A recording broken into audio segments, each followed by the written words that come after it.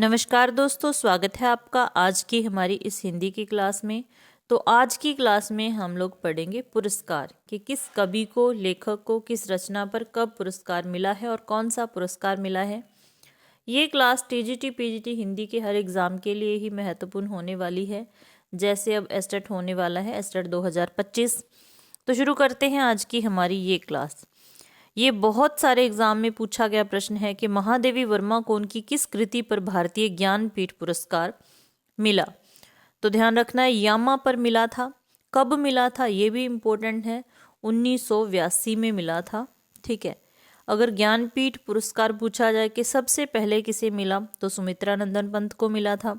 कब मिला? 1968 में मिला, चिदम्बरा पर मिला था। ठीक है, नेक्स्ट है सुमित्रा नंदन पंत को चिदम्बरा पर कौन सा पुरस्कार मिला। तो अभी हमने बात कर ली है कौन सा मिला, ज्ञानपीठ पुरस्कार मिला था, चिदम्बरा पर मिला था। कब मिला था? 1968 में मिला था, याद रखना है। ठीक है, नेक्स्ट है रामधारी सिंह दिनकर को उर्वशी पर किस वर्ष भारतीय ज्ञानपीठ पुरस्कार मिला था। तो ध्यान रखना है कब मिला था, 1972 में मिला था। उर्वशी पर मिला था रामधारी सिंह दिनकर को। ठीक है, आगे है हिंदी के किस कवि को भारतीय ज्ञानपीठ पुरस्कार सबसे पहले मिला। तो इसकी भी हमने अभी बात की है। ठीक है, तो किसको मिला था? सुमित्रा नंदन पंत को, चिदम्बरा पर 1968 में, याद रखना है। आगे है धर्मवीर भारती को किस कृति पर व्यास सम्मान दिया गया। तो सपना अभी भी है।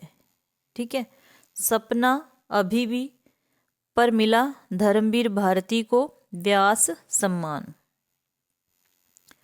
आगे है इनमें से कौन सा रचनाकार उत्तर प्रदेश हिंदी संस्थान के भारत भारती सम्मान से अलंकृत है।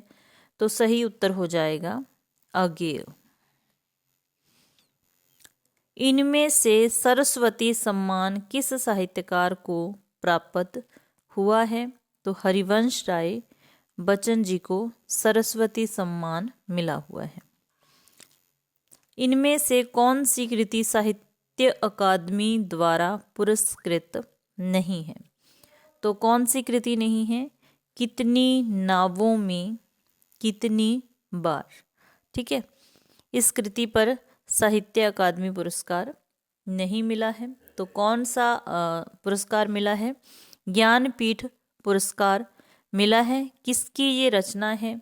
ये अगेय की रचना है। 1978 में अगेय को अपनी इस रचना पर कितनी नावों में कितनी बार पर कौन सा सम्मान मिला? ज्ञानपीठ पुरस्कार सम्मान मिला है। ठीक है, नेक्स्ट है हिंदी कविता के लिए साहित्य अकादमी का पुरस्कार किस कवि को नहीं मिला। तो इनमें से किसे नहीं मिला है? नागार्जुन को नहीं मिला है। आगे है नरेश मेहता को उनकी किस कृति पर भारतीय ज्ञानपीठ पुरस्कार मिला है। तो ध्यान रखना है, ये भी प्रश्न इम्पोर्टेंट है। तो उनके संपूर्ण साहित्य के लिए, ठीक है, संपूर्ण साहित्य के लिए भारतीय ज्ञानपीठ पुरस्कार मिला है। और 1984 से के बाद ज्ञानपीठ पुरस्कार था जो लेखक के समग्र साहित्य योगदान पर दिया जाने लगा था। ठीक है, 1992 में इनको मिला है भारतीय ज्ञानपीठ पुरस्कार, 1992 में मिला है। और 1984 से ये लेखक के समग्र साहित्यिक योगदान पर दिया जाने लगा था। ये भी इम्पोर्टेंट है। नेक्स्ट है हिंदी के किस कथाकार को साहित्य अकादमी पुरस्कार पहले मिला। हिंदी के किस कथाकार को साहित्य अकादमी पुरस्कार सबसे पहले मिला था। तो भगवती चरण वर्मा को। किसे मिला था? भगवती चरण वर्मा को सबसे पहले साहित्य अकादमी पुरस्कार मिला था इनमें से। ठीक है, क्वेश्चन अच्छे लगे तो लाइक जरूर कर देना। भीष्म साहनी को उनकी किस कृति पर साहित्य अकादमी पुरस्कार मिला? तो तमस पर मिला था। सबको ध्यान होगा किस पर मिला था? तमस पर मिला था भीष्म साहनी को हिंदी साहित्य अकादमी पुरस्कार। और कब मिला? 1975 में मिला था, ये भी याद रखना है। आगे है उत्तर प्रदेश हिंदी संस्थान का भारत भारती सम्मान किसने ग्रहण किया है? तो ये हो जाएगा उत्तर प्रदेश हिंदी संस्थान का भारत भारती सम्मान किसने ग्रहण नहीं किया है?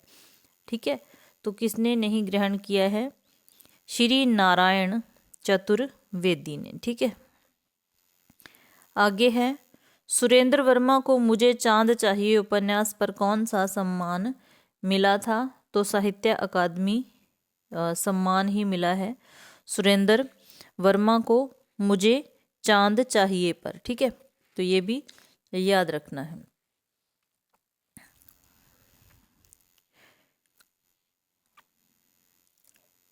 आगे है उत्तर प्रदेश हिंदी संस्थान का सन 1998 का लोहिया साहित्य सम्मान किस साहित्यकार को प्रदान किया गया? तो सही आंसर इसका हो जाएगा विष्णुकांत शास्त्री।